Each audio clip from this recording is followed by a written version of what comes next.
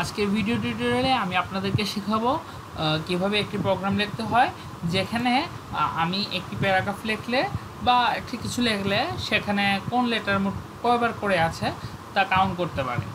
তা প্রোগ্রামটি আজকের টিউটোরিয়ালে আমরা শিখব। প্রত্যেকটি লাইন ধরে ধরে আগে শিখব, কোনটা কীভাবে কাজ করে তা আগে জানবো, তারপর আমরা প্রোগ্রামটি আউটপুট দেখে দেখব যে আমরা কাজটা আসলে ঠিকঠাকভাবে করতে পারলাম কিনা। তো এখানে প্রোগ্রামটি আমার লেখা আছে, তা আমি প্রোগ্রামের প্রত্যেকটি লাইন আগে বুঝাই। তা এখানে আমি লিখেছি ইনক্লুড স্টুডিও রিচ। এই লাইনটি লেখার উদ্দেশ্য কী? এই লাইনটি লেখার উদ্দেশ্য হচ্ছে এই দেখেন আমি এখানে একটা ফাংশন ইউজ করেছি গেটস। এর কাজ কি? এর কাজের পিছনের কাজ হচ্ছে একটা স্ট্রিং ইনপুট নেওয়া। কীরকম? ধরে আমি অলরেডি একটা নিয়ে দেখাই। তো আমি চাচ্ছি যে আমার এই প্রিন্ট যাতে এখন না করে, এখন আমি জাস্ট এর কাজটি দেখাবো। এর কাজটি হচ্ছে আমার একটি প্যারাগ্রাফ নেওয়া। এই তো আমার এটা নেওয়া হয়ে গেছে। আপনারা যদি বিশ্বাস না করেন, পরবর্তীতে আপনারা ইচ্ছে করলে আমি গেটস দিয়ে যেমন নিয়েছি, এখানে আমি যদি কোর্স লিখতাম তাহলে আমার এটি আবার আউটপুট হিসেবে দেখাতো।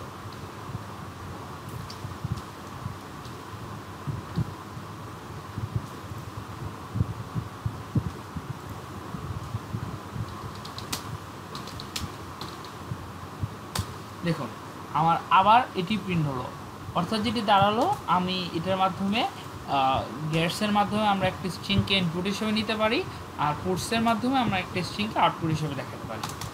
আচ্ছা,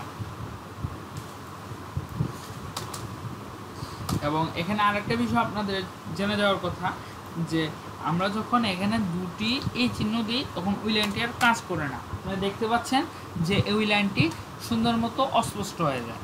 আচ্ছা, এখন আমরা এখানে এই গেটস আর এই প্রিন্টএফ এই জিনিসটার জন্য আমরা মূলত স্টুডিও.h হেডার ফাইলটিকে ইনক্লুড করেছি। এখন আমরা পরের লাইন দেখব। পরের লাইনে আমি লিখেছি ইন্টিজার কাউন্ট 26। এর অর্থ কী? এটি একটি অ্যারে, এটাতে মোট 26টি ইন্টিজারের একটা অ্যারে। প্রথমটা হচ্ছে কাউন্ট 0, তারপরটা হচ্ছে কাউন্ট 1, তারপরটা হচ্ছে কাউন্ট 2, এভাবে কাউন্ট 25 পর্যন্ত। তো প্রত্যেকটা একটা ইন্টিজার। এখন এই ইন্টিজারটাকে কিন্তু আমি মেইন ফাংশনের ভেতরে ডিক্লেয়ার করে নাই। এর মানে হচ্ছে এটি আসলে একটি global function, global variable. Global ভেরিয়েবলের প্রত্যেকটা মান 0তে আগে অ্যাসাইন করা থাকে, 0 আগেই অ্যাসাইন করা থাকে। তো বিষয়টা কীরকম? অর্থাৎ আমি যদি এই মুহূর্তে কাউন্ট 5-এর মান দেখি তবে আমাকে দেখাবে 0, আর আমি যদি এখানে 1-এর মান নেই তাহলে আমার এটা দেখাবে গার্বেজ। তা আপনাদের যাদের বিশ্বাস হচ্ছে না তাদেরকে আমি বিশ্বাস করানোর জন্য প্রোগ্রামটিকে একটু রিরাইট করে দেখাবো। এর আগে আমি এই কাজগুলোকে অফ করে দিই, কারণ আমি চাচ্ছি না যে এখন অ্যাকচুয়ালি এই মুহূর্তে এই কাজটি হোক।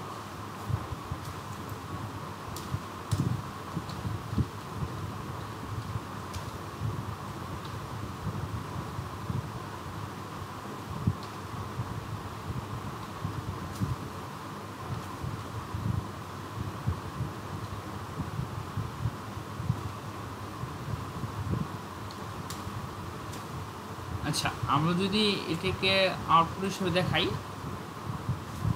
তবে দেখেন আমরা এখানে একটা গার্বেজ ভ্যালু হিসাবে একটা কি প্রশ্নবোধক চিহ্নওয়ালা একটা আসছে, অর্থাৎ এটা একটা গার্বেজ ভ্যালু।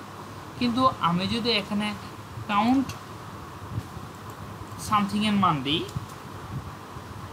ধরেন কাউন্ট যা আমার ইচ্ছা, তবে অবশ্যই সেটা 25 অপেক্ষা বড় না। ধরলাম আমার কাউন্ট 9, তার মান যদি আমি দেখাই তাহলে আমার মান আসবে 0। দেখুন আমার মান ঠিকই 0 দেখাচ্ছে। আচ্ছা, তা আপনারা বলতে পারেন যে কাউন্ট আমি বাইরে ইউজ করলাম, আমার ভিতরে ইউজ করলাম, আর তাহলে কি হতো? হ্যাঁ, ভিতরে আমি যদি ইউজ করতাম তাহলে আমার একটা সমস্যা হতো। সেটা হচ্ছে যে আমরা তার আগের ভ্যালুগুলো 0 পাইতাম না। আরেকটা সমস্যা হতো, এটা হচ্ছে ধরেন আমার মেন ফাংশন এই শুধুমাত্র একে চিনে, অন্য কোনো ফাংশন কিন্তু একে চিনবে না, কিন্তু কাউন্টকে সবাই চিনবে। ব্যাপারটা কীরকম? ধরেন আমি একটা নিলাম ফাংশন, ধরেন void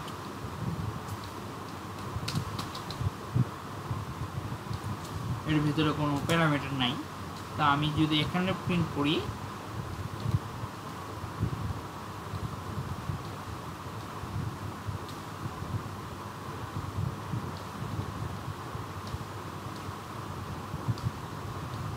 তবে আমার 0 দেখাবে। তবে অবশ্যই এখানে কথা আছে, এটি হচ্ছে আমার এটিকে মেন ফাংশনের ভিতরে আমাকে কল করতে হবে। কল না করলে কিন্তু আমার কাজ হবে না। তা আমি কল করার জন্য ভিভিজি, ওকে,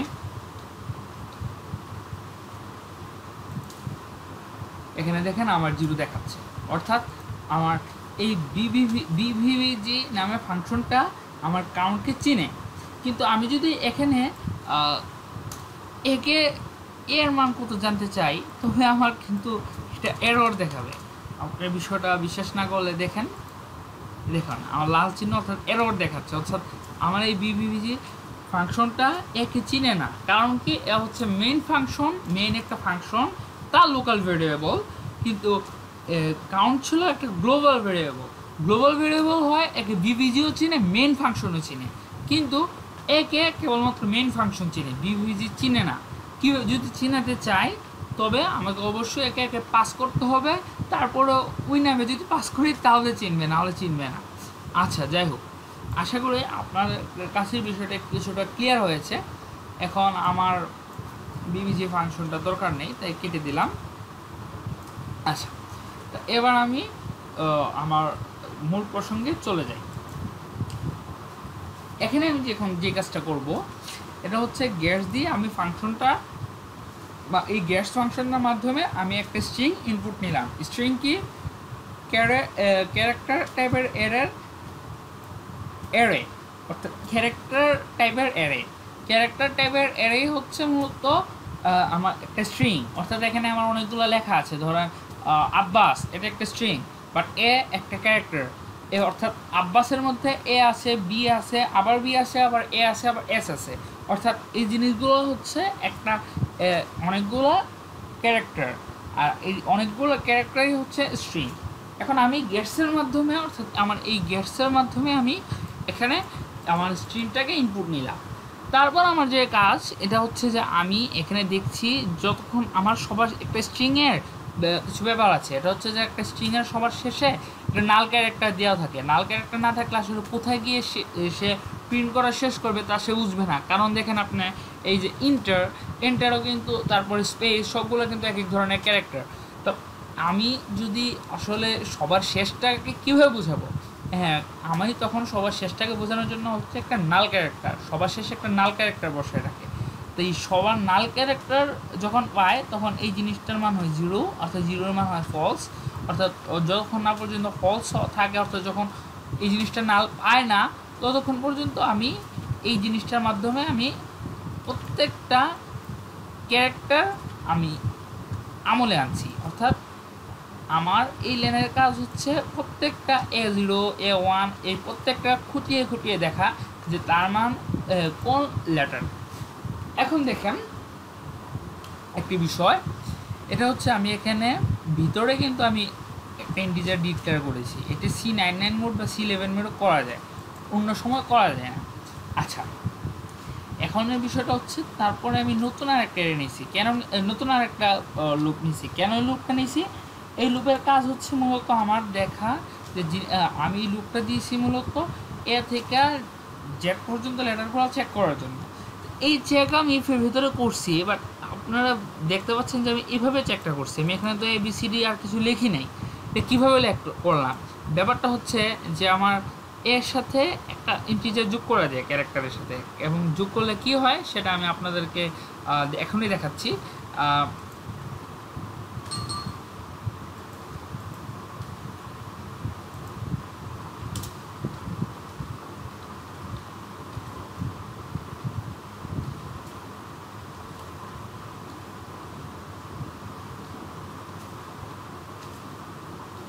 ওকে, আমি এখানে যদি A+4 প্রিন্ট করি, তবে আমাকে যেটা দেখাবে BC, B, তারপরে C, তারপরে D, তারপরে E, আমাকে দেখাবে E।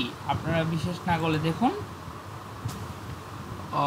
সামথিং এরর, আমি কোথাও একটা এরর করছি, লিখতেছে আই আনডিক্লেয়ার ইন দ্য ফাংশন। ও হ্যাঁ, আমি এই কেটেকে ইয়া করে আই আনডিক্লেয়ার্ড হয়ে গেছে। আচ্ছা, এখন আর কোনো সমস্যা নেই।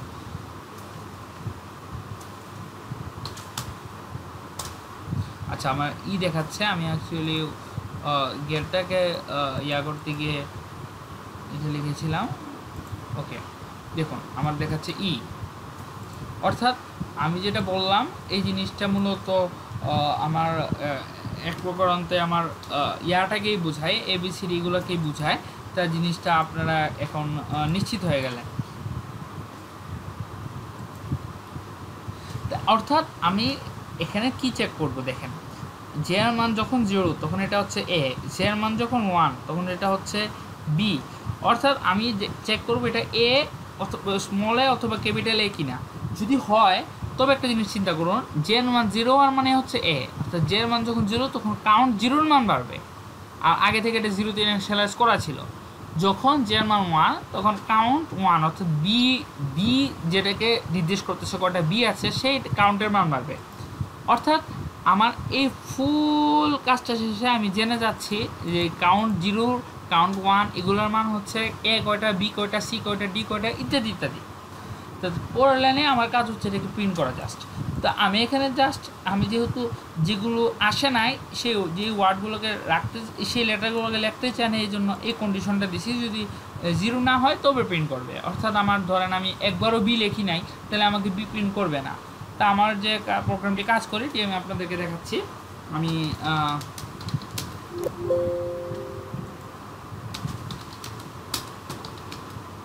দেখলাম, তা আমার এখানে সুন্দর মতো আমাকে দেখাই দিল যে আমি কোনটা মোট কয়বার লিখছি। আচ্ছা, তা আশা করি আপনারা প্রোগ্রামটা বুঝতে পারছেন। তা সবাইকে আমি আমার এই টিউটোরিয়াল দেখার জন্য ধন্যবাদ জানাচ্ছি।